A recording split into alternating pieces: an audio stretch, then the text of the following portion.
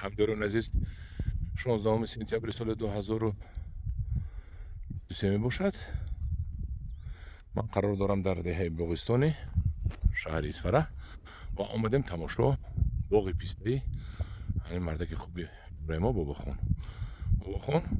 همه این پیسته رو ما با شما سال 2022 آورده بودیم درست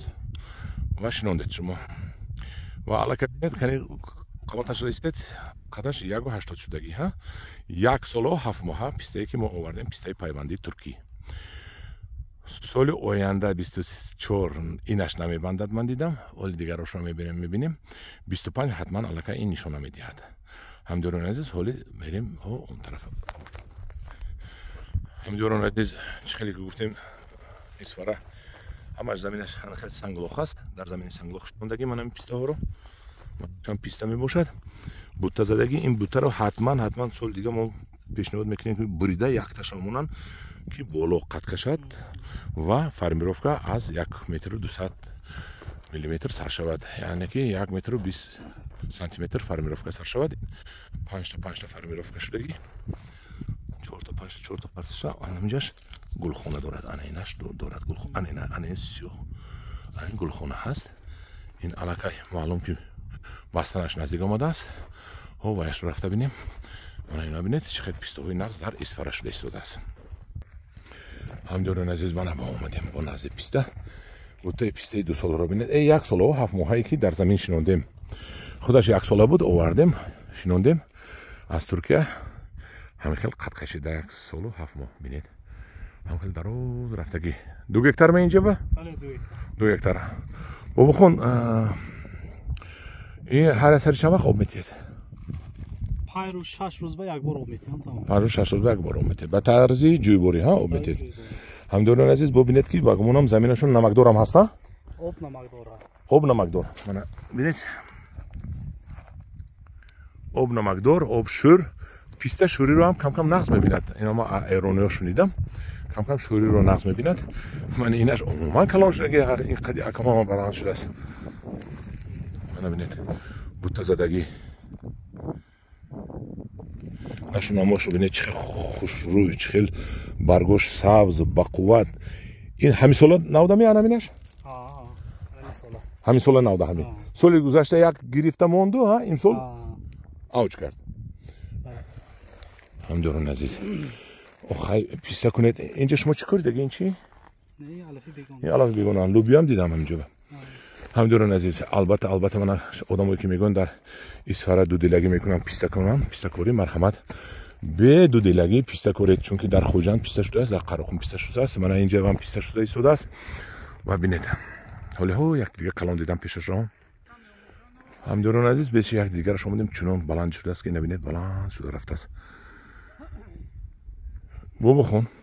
شما گویید که وقتی همین پیسته رو که خریداری کردگی بود نهال قدش چند بود بلندی تقریبا 40-50 سانتی متر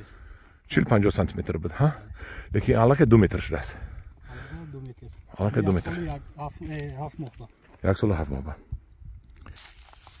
همداران عزیز با همراهی برادرم بابا خون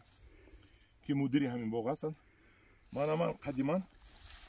آدم‌ها میگن که 2 متر نشده باشد قدیما 1.84 منه 15 سانتی متر با هزار ایمان بلندتر 2 متر شدگی بوی پیسته میکند خدا خواهد من این رو دروغگویی نشوم گفته سال 2023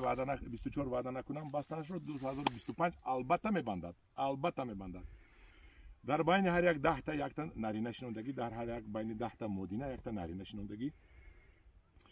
هر یک 3-4 روز پس گفتن آب میتیم گفتن 3-4 روز پس یعنی که وقتی که پیسته درختی جوان است آب رو نقض میبیند برای که کلان شدنش در کار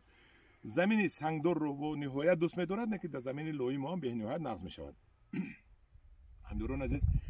کسی که هر چی زودتر باغ پیسته کند همون قدر تیزتر برد میکند یک پیسته من در قمسنگیر نوار گرفتم بعد از نوار وقتی به افیر برآمد با من همراه شدن پدری حاجی فرخ پیسته پروری قمسنگیر که پیستهش بسیار بستگی بود اکای فتح‌الدین با من گفتن که پیسته در 3م 4م سال بهره می‌داره در 3م سال گفتن در 6م سال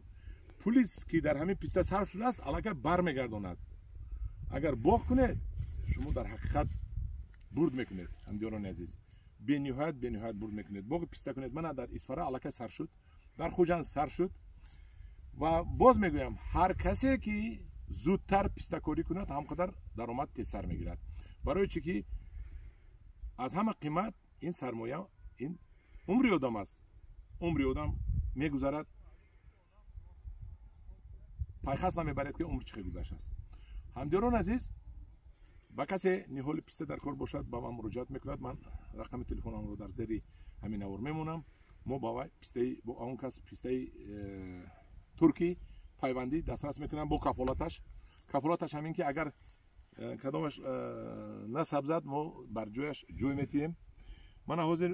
من در اسفاره قرار دارم. آفتاب جوش است. من ببینید من نمیدونم چشمم رو چه پوشم. این پیسته میبندد میپزد. خدا خواهد بعد از 2 سال من از همینجا با نموریم. اگر خدا نکشد ما نشون میتیم. برای همین من دعوت میکنم شما رو که هر چیز زودتر با پیسته پروری شروع کنید. در بغرض از پامیر غرب همون طرف کوهسار جرگتال دیگر در ناحیه‌هایی که منم خیلی آفتاب هست حتما شروع کنید. همداران عزیز